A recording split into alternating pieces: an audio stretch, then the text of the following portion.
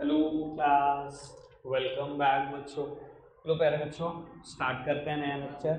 बाबू सबसे पहले होमवर्क के क्वेश्चन मैच करा रहा हूँ, ठीक है ना जी। एक बार सारे बच्चे क्वेश्चन मैच कर लो। एक बात और बेटा, जिसने वर्किंग नोट्स के बिना करे हैं सर, मैंने कल एक बात बोली थी, मुश्किल क्वेश्चन में वर्किंग नोट बनाना सीख नहीं पाओगे बेटा। आसान में सीख सकते हो, आसान में सीखना नहीं चाह रहे तुम, मुश्किल में बनेगा नहीं आपसे। फिर इस तरीके से मत करना होमवर्क। अब अगली बार बाबू मैं एक बार फटाफट से एंट्रीज बोल रहा हूँ, मैच कर लो और वर्किंग नोट भी बनाऊंगा बेटा मैं। कहते हैं purchase goods from Ram 50,000, CGST और एसजीएसटी था 9%। एंट्री हुई होगी purchase debit, input CGST debit, input SGST debit to Ram.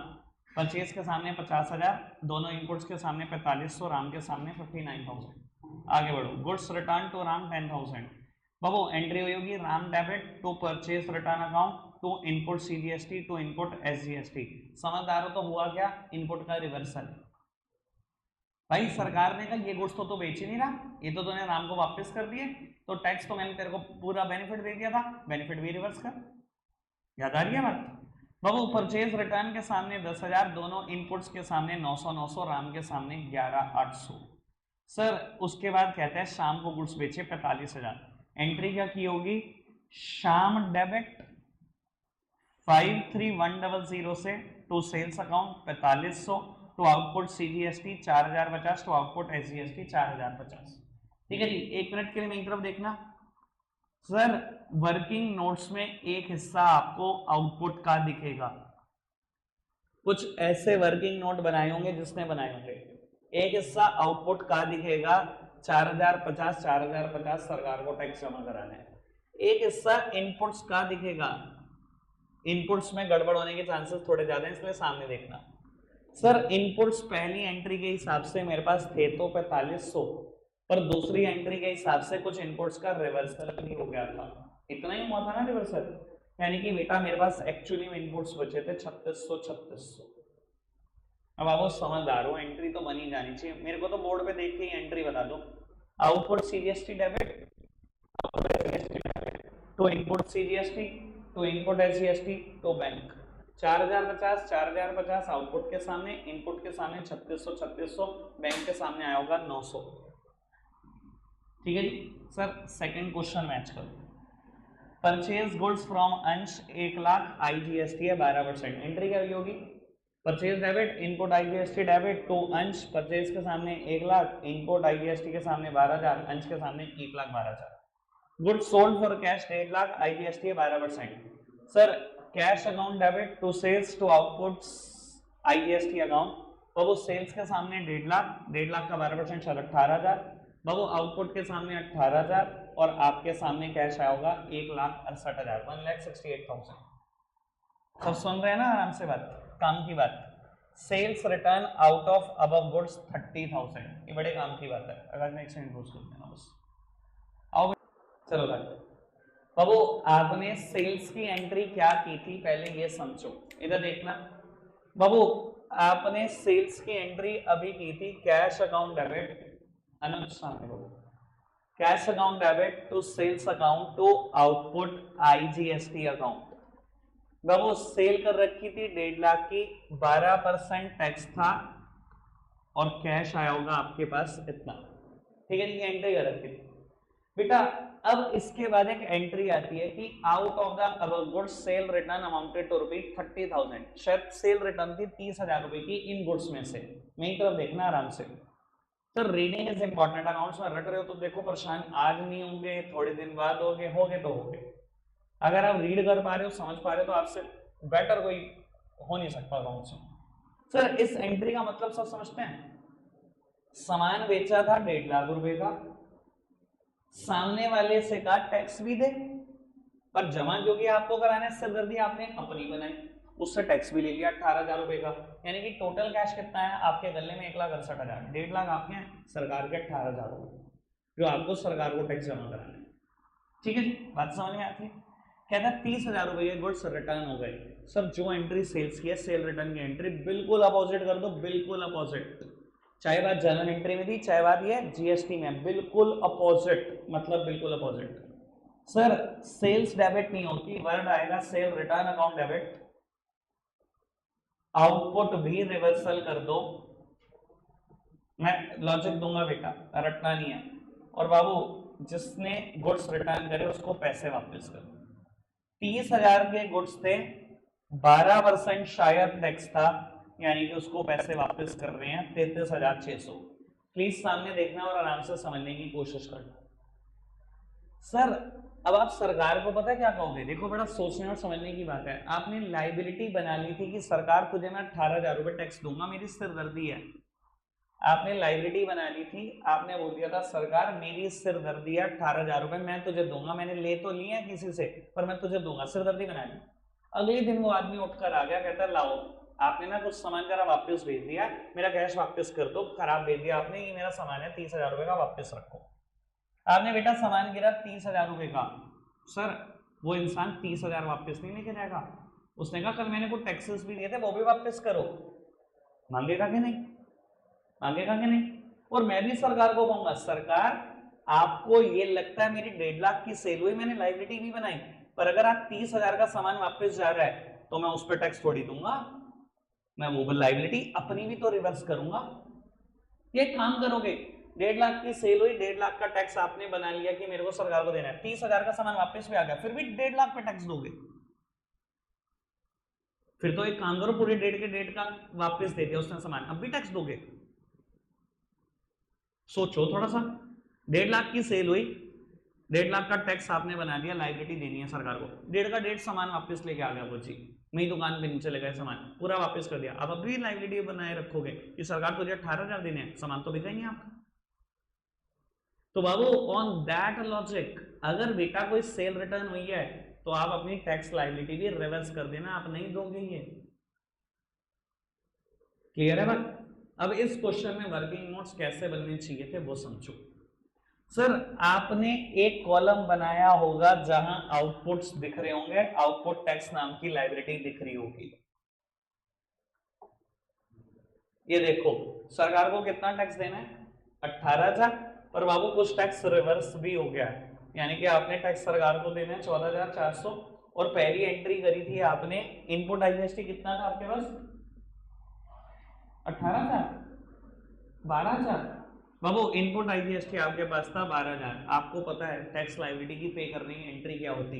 यहाँ एंट्री होती इनपुट आईजीएसटी डेबिट 14,400, तो input sorry output IGST debit 14,400, तो इनपुट आईजीएसटी 12,000, तो बैंक 2,400।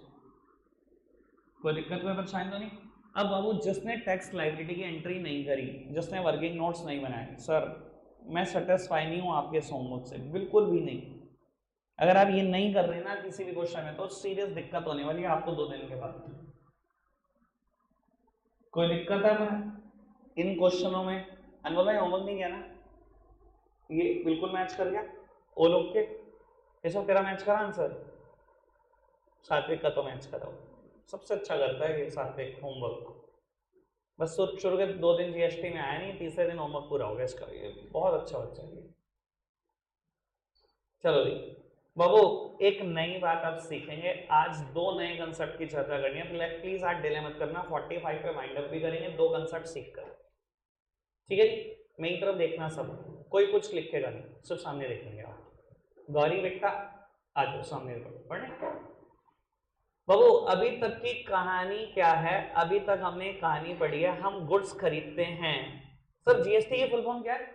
बड़ी तेज आवाज आनी चाहिए, जीएसटी की फुल फॉर्म क्या है? गुड्स एंड गुड्स पर भी लगेगा टैक्स और सर्विसेज पर भी लगेगा, पक्की बात है? कोई दिक्कत कोई परेशानी तो नहीं?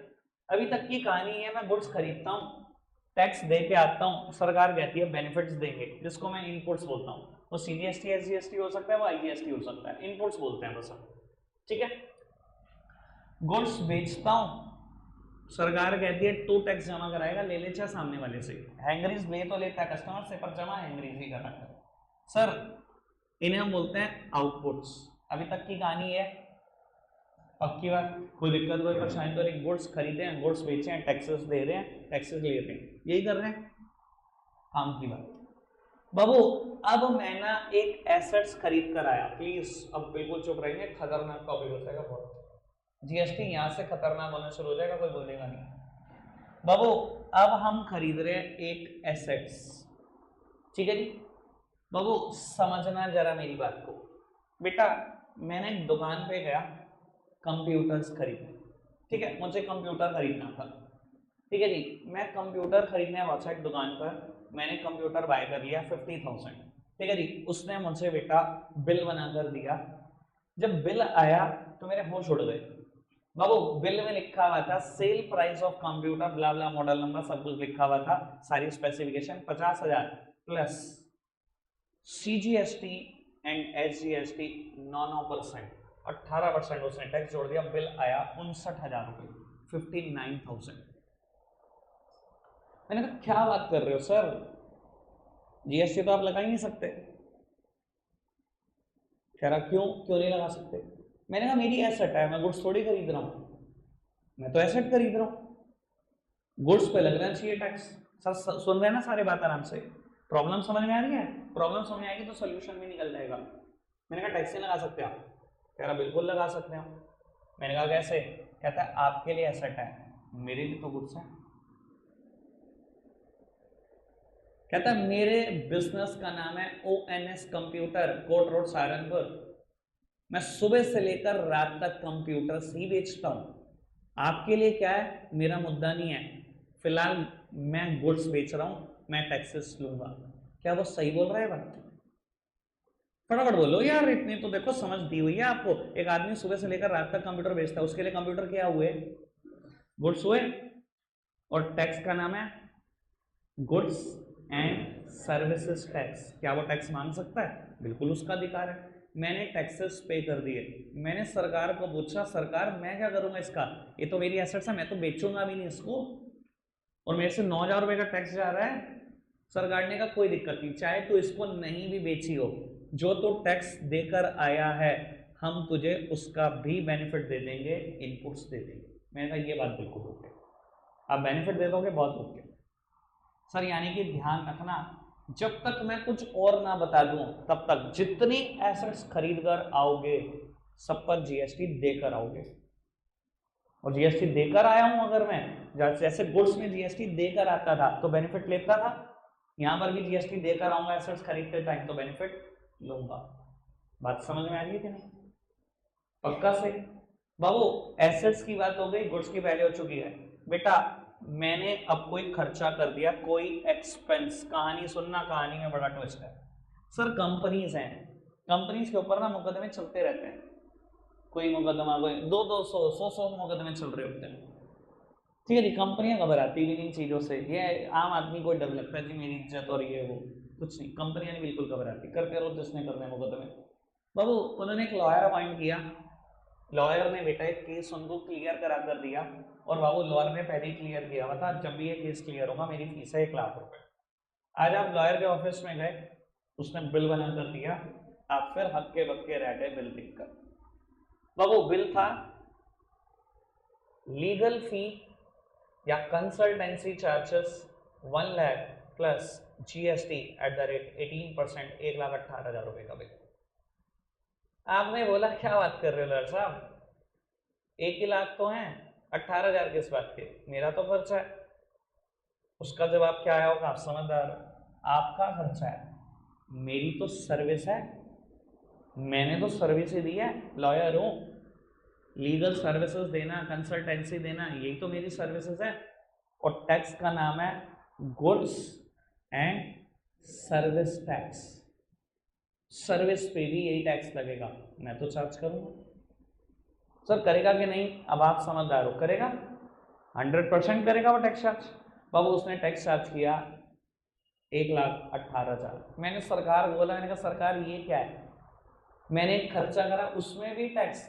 सरकार ने कहा कोई दिक्कत नहीं, जितना तो टैक्स लेके आया तो बेनिफिट ले ले, तू क्यों परेशान हो रहा है, हम तेरे को इसका बेनिफिट दे देंगे जब तू सेल पे टैक्स देगा।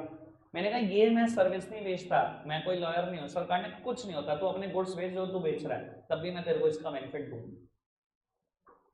यानी कि जब तक मैं कोई तीसरी बात और ना कह दूं, जितने मैं खर्चे करके आऊंगा सब पे GST देकर आऊंगा, ठीक है ना। आखिरी दिन ना मैं आपको लिस्ट दूंगा किन खर्चों पे GST नहीं लगता, किन चीजों पे GST नहीं लगता। 10 से 11 आइटम है जिन पे जीएसटी लगता, बाकी सारी दुनिया पे जीएसटी लगता, ध्यान रखना। जब तक मैं वो लिस्ट ना दे दूं तब तक मान के चलना हर खर्चे पे जीएसटी दे के आते हो, हर एसेट्स पे जीएसटी दे के आते हो, और गुड्स पे तो दे के आते ही थे। और तीनों का बेनिफिट मिल जाएगा, इनपुट्स हैं सारे के सारे मेरे लिए। कोई दिक्कत कोई परेशानी तो नहीं? पक्का से मैं जितनी बात बोल रहा हूँ क्लियर है? और आपको पता होगा जिन्होंने आज छुट्टी किया कितना बड़ा क्राइम कर गए, चैप्टर कहाँ पहुंच जाएगा आप सोच नहीं पा रहे होंगे अभी। मैं बहुत अच्छे से इमेजिन कर पा रहा हूँ कि कितनी आगे बढ़ जाएंगे आज हम जीएसटी में।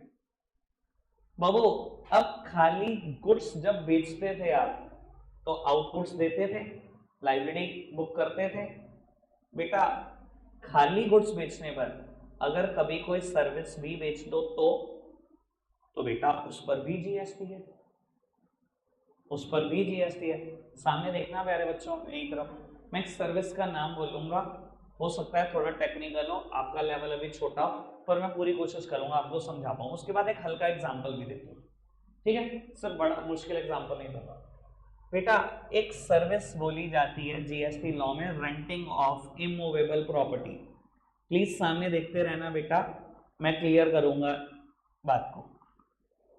बाबू मैंने एक सर्विस का एग्जांपल लिया, रेंटिंग ऑफ इमूवेबल प्रॉपर्टी। बेटा मान लो आपकी दुकान है सहारनपुर हिरन मरान में, ठीक है जी, और आप क्या करते हो बेटा, हौजरी गुड्स बेचते हो। सर जब आप गुड्स बेचते हो तो बेटा आउटपुट नाम की लाइबिलिटी बुक करते हो कि मुझे सरकार को पैसे जमा कराने हैं। वो बात अलग है, आप जीएसटी सामने वाले कस्टमर से ही लेते हो, पर जमा कराने की जिम्मेदारी आपकी, तो लाइबिलिटी आप बुक करते हो। समझ में आ रही है बात? सर आपकी ना एक दुकान नवाबगंज चौक पर पड़ी हुई है और आज एक उसका रेंट का ग्राहक लग रहा है कि मुझे रेंट पे दे दो, आप रेंट तय हो गया 20,000 रुपये महीना, आपने उसको रेंट पर दे दिया। Sir renting of immovable property, immovable property को रेंट पर देना, इमूवेबल प्रॉपर्टी तो दुकान मूव तो नहीं कर सकती, पोर्टेबल तो नहीं। सर रेंट पर देना एक सर्विस होती है, ठीक है जी, आपको नहीं पता था पर मैं बता रहा हूँ, ये एक सर्विस होती है और इसके बाद इसको बोल जाना, ठीक है जी। यहीं तक रखेंगे इस एग्जांपल को, ज्यादा कॉम्प्लिकेट नहीं करेंगे। रेंटिंग ऑफ इमूवेबल प्रॉपर्टी एक सर्विस होती है, आप ये सर्विस बेच रहे हो, ठीक है, और सर्विस अगर बेच रहे हो, क्या सामने वाले से सिर्फ 20,000 रुपए लोगे? क्या नाम है लॉ का? जीएसटी की फुल फॉर्म क्या है? Goods and service tax. Goods बेचोगे तो भी टैक्स देना है, सर्विस बेचोगे तो भी टैक्स देना है। अगर रेंटिंग ऑफ इमूवेबल प्रॉपर्टी आप कर रहे हो, सर्विस बेच रहे हो ना, सामने वाले को कहोगे सिर्फ 20,000 नहीं, 18% जीएसटी भी है रेंटिंग पर। 20,000 और 3600 दोनों लूंगा, 23,600, 20,000 मेरे, 3600 रुपए सरकार के खाते में जमा। कोई दिक्कत कोई परेशानी तो नहीं? पक्का से? यानी कि मैं क्रक्स कर रहा हूं इस पूरे के पूरे डायग्राम का। गुड्स खरीदोगे इनपुट देके आए होंगे, एसेट्स खरीदोगे इनपुट्स देकर आए होंगे, सर कोई भी खर्चा करोगे इनपुट्स देकर आए होंगे। जब तक मैं वो लिस्ट ना दे दूं तब तक हर बात के लिए यही लगेगी, गुड्स एसेट्स और खर्चों पे हमेशा जीएसटी गया होगा, इनपुट्स हैं। और गुड्स बेचोगे आउटपुट लगेगा, सर्विस बेचोगे आउटपुट लगेगा। मेरी तरफ देखना, मैं गुड्स बेचता हूं या सर्विस, फटाफट से बताओ। क्वेश्चन नहीं पूछा आपने अभी भी काम का, पूछ लो, पूछना नहीं, कोई विचार नहीं है पूछने का। मैं सर्विस बेचता हूं, जीएसटी क्यों नहीं लेता? पूछा नहीं यार आपने, पूछ लो, अभी भी पूछ लो, वक्त है। नहीं पूछना कोई दिक्कत नहीं, मैं आगे बढ़ सकता है, रट लो फिर। हाँ बता दो, आप तैयार हो देने को जीएसटी? पक्का बताओ। इनडायरेक्ट टैक्स मैं तो दूंगा, ट्यूशन सर्विस पर 18% का ध्यान रखना। पहले तो आप ही बता दो, बाकी तो बातें बाद की। मैं तो कह रहा हूँ बेटा मैं बिल दूंगा कल आपको, बताओ किस किस को चाहिए? चाहिए 18%, बस 18%। इनडायरेक्ट टैक्स है, मैंने थोड़ी देना है, लॉ कहता है आपने देना है, बस मैं तो आपसे लेके सरकार को जमा करा दूंगा, दे दो आप। एक सेकंड पोस्ट करना। सर बात क्लियर होती है? ठीक है जी। बाकी अगर आप सच में अगर आप चाहते हो बिल मुझसे यार, मैं पक्का देने को तैयार हूँ, 18% जीएसटी बस तैयार रख रहा हूँ, ठीक है जी। लो दिन की फीस 4200 है, लगभग 5,000 बैठे, कुछ नहीं 800-700 सरकार को जमा कराने, मेरे तो है ही नहीं। बाबू आगे बढ़ाता हूँ बात को मैं, सर एग्जाम्पल लिखना शुरू करो आज का पहला, फटाफट से एग्जाम्पल लिखना शुरू करो। अब वो फटाफट से एग्जाम्पल लिखेंगे।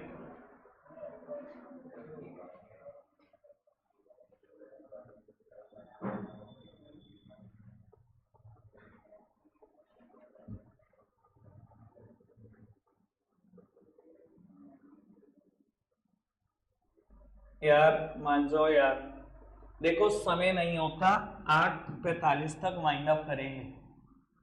अगर आपको लगता है कि आप एग्जॉस्ट नहीं हुए 8:45 तक, मैं 9:15 तक करा दूंगा। मेरा टारगेट लेकिन आज पूरा होगा, ध्यान रखना। कल भी मैं बहुत कम पढ़ा कर गया हूं, आज टारगेट पूरा होगा, ध्यान रखना बेटा।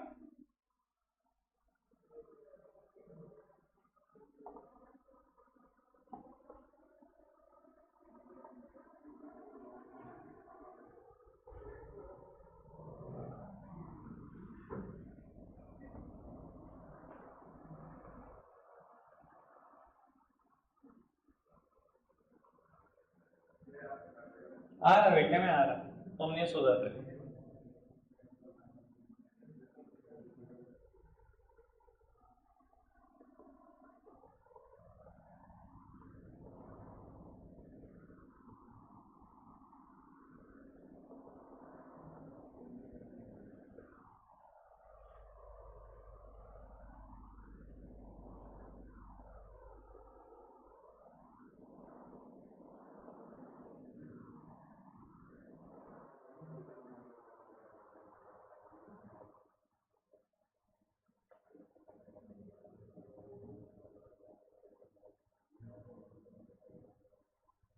बाबू ट्राई करेंगे आप खुद से करने की सारी ट्रांजैक्शन। 3 तो आती हैं, फर्स्ट थर्ड फोर्थ आती है। सर इसके बारे में मैंने सिखाने की कोशिश करी, अभी पता लग जाएगा कितना सीखे, नहीं होगी तो मैं पक्का करा दूंगा, ठीक है जी सर। लेकिन टाइम मैं ज्यादा नहीं दे पाऊंगा, 33 पे डिस्कशन शुरू हो जाएगा और 33 तक पिन ड्रॉप साइलेंस रहनी चाहिए। आवाज आई तो बेटा एक आवाज का एक थप्पड़। लोग उत्तर सामने देखना, फटाफट से डिस्कस करते हैं। मैं कोशिश करूंगा लिखूंगा नहीं, सिर्फ डिस्कशन वैसे ही कर लेंगे, लिखूंगा नहीं। इधर देखना सर, एंट्री की होगी purchase account debit, input CGST debit, input SGST debit to Ram, ये आपने एंट्री की होगी। परचेस के सामने 1,00,000, दोनों जीएसटी के सामने 14,000 और राम के सामने 1,28,000। ठीक है जी बाबू, अब छोड़ दो यार, मैंने इतना टाइम दिया, कम दिया क्या बाबू? Purchase return out of our goods 20,000, entry क्या की होगी? बिल्कुल उल्टी entry, Ram debit to purchase return to input CGST to input SGST. बेटा परचेज रिटर्न के सामने 20,000, दोनों इनपुट्स रिवर्सल हुए हैं 2800 और बेटा राम को आपने डेबिट किया होगा 25,600 से। यहाँ इनपुट रिवर्सल हुआ है 2800 से, ठीक है जी बेटा। मैं अपनी समझ के लिए लिख रहा हूं ताकि मैं वर्किंग नोट्स ठीक बना सकूं, ठीक है जी। आपने तो जर्नल एंट्री करी, हाँ तो डिटेल्ड फॉर्म में लिखा हुआ है। आओ जी, परचेज कंप्यूटर 50,000, सीजीएसटी एचजीएसटी 9%, काम की बात। एंट्री क्या हुई होगी? सर एसेट्स खरीदी है, डेबिट होती है, computer debit, input CGST debit, input SGST debit to cash account, ठीक है ना जी सर। एसेट्स खरीद कर आऊंगा, अभी बता रहा था बेटा, टैक्स देकर आऊंगा, टैक्स देकर आऊंगा तो बेनिफिट लूंगा ही लूंगा, ठीक है जी सर। कंप्यूटर के सामने 50,000, दोनों जीएसटी के सामने 4500 और बेटा कैश के सामने 59,000 रुपए। तो बाबू यहां पर भी मुझे इनपुट्स मिले हैं 4500 और 4500 रुपए के। आउटपुट्स एंट्री क्या की होगी? अब यहाँ पर ना बाबू मैंने कहा है आज 2-3 बातें नहीं सीखनी है, एक सिखा दी, एक और सिखा रहा हूँ। आज की 2-3 नई बातें थी, एक सीख लिया और एक और सिखा रहा हूँ। कहता है सोल्ड गुड्स 1,20,000, जीएसटी है 14%, एंट्री क्या की होगी? सोल्ड गुड्स, और कुछ नहीं कहा, तो नकद है। Cash account debit to sales account to output CGST to output SGST. Sir sale के सामने 1,20,000, 14% 16,800 आया बाबू, दोनों आउटपुट के सामने 16,800 आया, कैश के सामने इनका टोटल कर लेना जो भी आया होगा, ठीक है जी। एक 55,600, एक 53,600, ठीक है जी। आओ सामने देखना, सर यहाँ पर आउटपुट्स थे मेरे पास 16,800 16,800 के। बेटा वर्किंग नोट कैसे बनाया होगा थोड़ा सा ये समझ लो।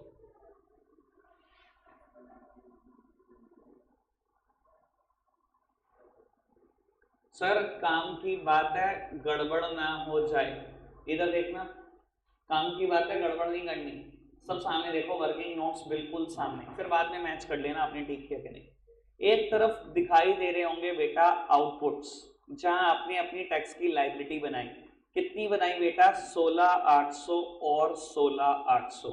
एक तरफ दिखाई दे रहे होंगे इनपुट्स, कितने कितने बेनिफिट आपके पास हैं बेटा, एक मिनट देखना, 14,000 का एक बेनिफिट था, उसमें से 2,800 का रिवर्स हो गया, 14,000 का बेनिफिट था, 2,800 का रिवर्स हो गया, कंप्यूटर खरीदने में 4500 का एक और बेनिफिट मिल गया, कंप्यूटर खरीदने में 4500 का एक और बेनिफिट मिल गया, यानी कि बेनिफिट है 15,700 के, बेनिफिट है 15,700 के, ठीक है जी। सर आगे बढ़ाओ, ऐसे ही SGST में भी 15,700 के बेनिफिट होंगे आपके पास। अब वो एंट्री क्या की होगी, output CGST debit, output SGST debit to input CGST to input SGST to bank account, 16,800 16,800 15,700 15,700 bank के सामने 2,200, ठीक है जी। कहानी में ट्विस्ट है, सामने देखो। हाँ कुछ कह रहे हो राघव, कितना आ रहा है? मुझे तो 15,700 ही दिख रहा है, सब 15,700 नहीं आ रहा क्या? किसी ने करा है क्या लाइबिलिटी कैलकुलेट? 15,700 आ रहा है भाई, देख मैं मेरे को नहीं पता, मेरे को वैसे इतनी मैथ्स आती नहीं। -2,800 प्लस 4,500, ये 1,700 रुपए प्लस के बचते हैं, 14,000 में 1,700 जोड़ूंगा कितना आएगा मुझे नहीं पता, वो मुझे तेरा भी हिसाब पक्का पता है, तूने पहले 1,400 में 2,800 माइनस करेगा फिर जोड़ाओ तो वहीं गड़बड़ कर दी होगी। मैं कैलकुलेट थोड़ा अलग तरीके से करता हूँ, थोड़ा सा स्टाइल अलग है मेरा, मैं बड़ी फिगर पहले पकड़ता ही नहीं, वो तुम देखो कैसे करना है, तुम्हें 15,700 लेकिन ये बात कन्फर्म है। अब जो कहानी में ट्विस्ट है वो समझने की कोशिश करो। सर मान लो ऐसा होता, मैंने कहा है 2 नई बातें सीखनी है, दूसरी नई बात, और इसके बाद मैं कोशिश करूंगा कि लेक्चर एक होमवर्क देकर वाइंड अप कर दूं। बाबू बेटा अगर मान लो, मुझे नहीं पता ये जर्नल एंट्री है कि नहीं है, मान लो किसी क्वेश्चन में नहीं है, ये उल्टी बात है कि आउटपुट्स हैं मेरे पास 15,700 के, लेकिन बेटा बेनिफिट दिए हुए हैं सरकार ने 16,800 के, मान लो ये सिचुएशन है, एंट्री क्या? मुद्दा ये होता है एंट्री क्या, ये समझते हो, ये बेनिफिट्स हैं जो सरकार ने दिए, और ये क्या है बेटा, लायबिलिटीज हैं जो सरकार को पे करनी है। प्लीज मेरी तरफ देखना और आराम से समझने की कोशिश करना। एंट्री क्या करता, output CGST account debit, output SGST account debit, ये सरकार को पे करना है। केशव भाई कोई और समझाएगा? नहीं समझाऊंगा, देख तो रानी तो सामने। बाबू output CGST debit, output SGST debit, तो इनपुट्स का यूज करो जी, दोनों इनपुट्स का यूज करो। बेटा बैंक की बात ना बिल्कुल आखिरी में लिखा करो जब आप बिल्कुल श्योर हो जाओ कि सरकार को पैसे नगद देने हैं। सर 15,700 पे करना है, बेनिफिट्स पड़े हैं 16,800 के, 16,800 के, क्या सारे बेनिफिट यूज हो रहे हैं? भाई बेनिफिट है 16,800 का, पे करना सरकार को 15,700, सारा बेनिफिट यूज हो रहा है? नहीं हो रहा, मेरे पास बच रहा है ना बेनिफिट, यहाँ ना बेवकूफी कर देना, 16,800 16,800 लिख दो बाबू, 15,700 15,700 के बेनिफिट यूज कर लो। क्या नगद 1 रुपया भी गया? नहीं गया, बल्कि हुआ क्या, मेरे पास बेनिफिट्स थे कितने के, 16,800 के, पे कितना करना था सरकार को 15,700, 1,100 का बेनिफिट CGST का बच रहा है और 1,100 का SGST का बच रहा है। सर ऐसा भी तो सिचुएशन हो सकती है किसी क्वेश्चन में हमेशा पे ही होता रहेगा क्या टैक्स? नहीं होगा ना, पता है क्या लिखोगे, स्टेटमेंट लिखोगे एक लाइन की, ये जर्नल एंट्री करने के बाद। जर्नल एंट्री समझ में आई सबको? इधर देखना, सरकार को 15,700 15,700 पे करना है, बेनिफिट है 16,800 16,800 के, ये मत लिख देना है 16,800 पूरे बेनिफिट यूज हुए ही नहीं पूरे, 15,700 हुए, 1100 का बेनिफिट बचा। आप लिखोगे input CGST worth rupee 1100, input SGST worth rupee 1100, दोनों के 1100 बच रहे हैं, will be carried forward to next month. Input CGST 1100, input SGST 1100 will be carried forward to next month, ये स्टेटमेंट लिखोगे। मतलब कि इनपुट 1100 के दोनों इनपुट 1100 रुपए के मैं अगले महीने लेकर जा रहा हूं। ये अगले महीने ही क्यों लिख रहे हैं? क्योंकि बाबू GST में ना हर महीने टैक्स जमा होता है। अगर इस महीने मेरा कोई टैक्स बैठा नहीं बल्कि बेनिफिट बैठे तो मैं अगले महीने इस बेनिफिट को यूज करूंगा, इसका मतलब ये है। समझ में आई बात? अब अगले महीने कोई टैक्स बैठेगा 1100 पहले यूज करूंगा, फिर सरकार को नगद जमा करूंगा जो भी बैठेगा। समझ में आई बात? पक्का से सबको समझ में आ गई? ये सिचुएशन आएगी और प्रैक्टिकल लाइफ में आती है, मेरे तो ऑफिस में आती है। मेरे पास GST में 200 क्लाइंट है, सबकी अकाउंटिंग करता हूँ, सबके अकाउंट्स। आप देख लो कितना ट्रेंड होना चाहिए आपको। अभी तो बहुत छोटी छोटी बातें कर रहे हो, क्या क्या झेलना पड़ेगा अभी जिंदगी में, देखो तो सही। ये तो बट बचकानी बातें हैं। जर्नल एंट्री आती होगी तभी तो कभी अकाउंट्स बनाने का मोड सीख पाओगे। और ये प्यारे बच्चों, क्लियर है इतनी बात? पक्का से होमवर्क लिखो।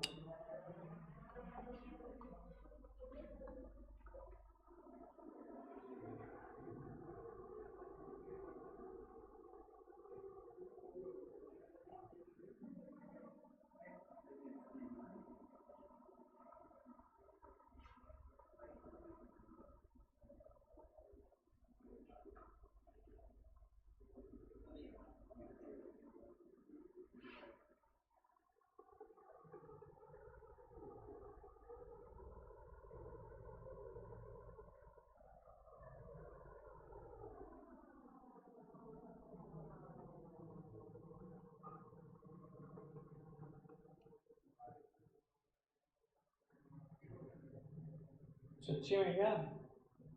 आजा लिख ले।